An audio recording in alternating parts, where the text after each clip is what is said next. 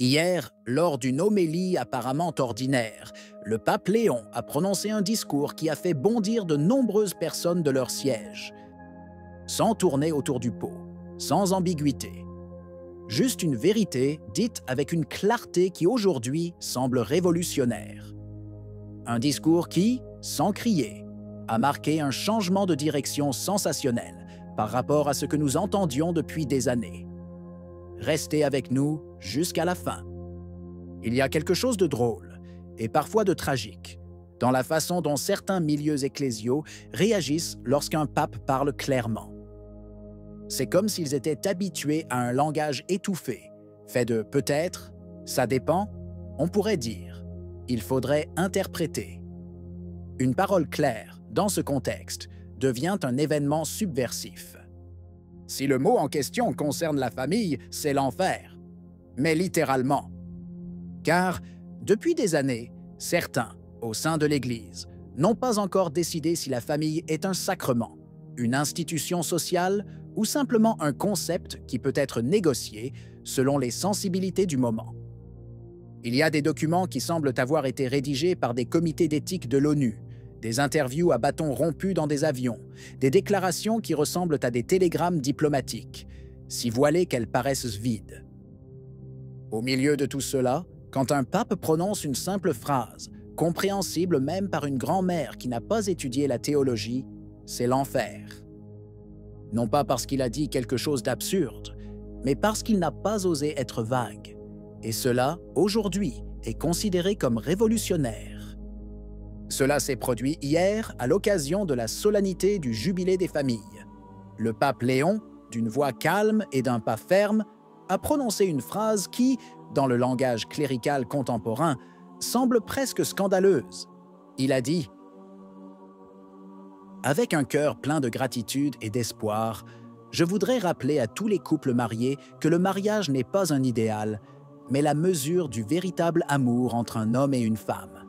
Un amour total, fidèle et fructueux. L'enfer s'est déchaîné. 6 mots. Le mariage n'est pas un idéal. Et on entendait déjà le bruit des dossiers d'Amoris Laetitia feuilletés frénétiquement à la recherche d'un point d'appui, d'une note salvatrice, de quoi faire amende honorable. Mais rien. La phrase était là, claire, sans si ni mais. Et pour ceux qui pensaient qu'il s'agissait simplement d'une réflexion impromptue, le pape a réitéré peu de temps après. Il a déclaré que le monde d'aujourd'hui a besoin du mariage pour connaître et accueillir l'amour de Dieu et pour vaincre, grâce à son pouvoir unificateur et réconciliateur, les forces qui détruisent les relations et les sociétés. Traduit. La famille n'est pas un rêve, ce n'est pas un modèle théorique, ce n'est pas un idéal à proposer prudemment aux époux les plus motivés. C'est une réalité objective. C'est le chemin ordinaire de l'amour chrétien. C'est la tranchée qui maintient la civilisation debout. Aucune référence à d'autres formes d'union, aucune concession à un langage inclusif, aucune invitation à accueillir les imperfections comme des graines de bien. Juste un rappel clair du mariage tel que Dieu l'a voulu. Homme et femme, une seule chair, ouverts à la vie. Et oui, cela suffit, aujourd'hui, à faire trembler les immeubles. La beauté de cette phrase, pour ainsi dire, c'est qu'elle n'était pas isolée. Non. Le pape Léon XIV n'a pas simplement dit que le mariage n'était pas un idéal. Il a dit bien plus. Il a dressé un véritable canon de l'amour, selon ses propres mots. Le mariage n'est pas un idéal, mais le canon du véritable amour entre un homme et une femme. Un amour total, fidèle et fécond. Canon. Pas d'inspiration, aucune alternative. Ce n'est pas un sentiment noble et fragile. Canon, mesure, maître, fondation.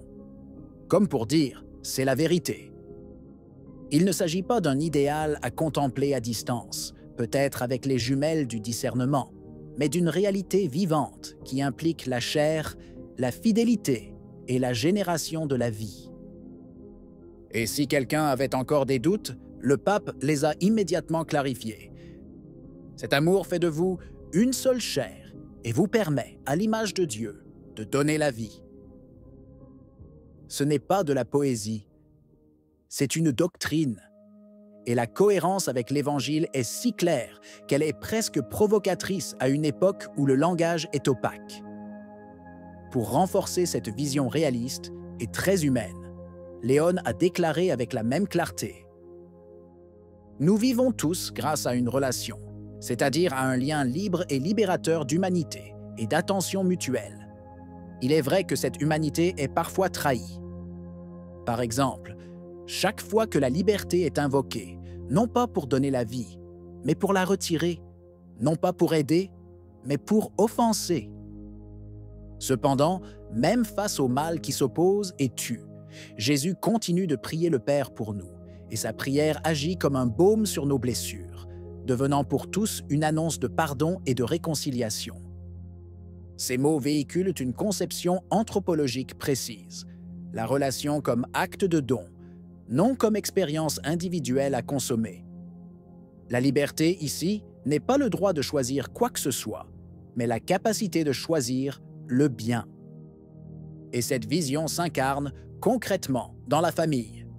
Pas dans la famille fluide, étendue, transformée en catégories sociologiques, mais dans celle bien définie par l'Évangile et par le magistère de tous les temps.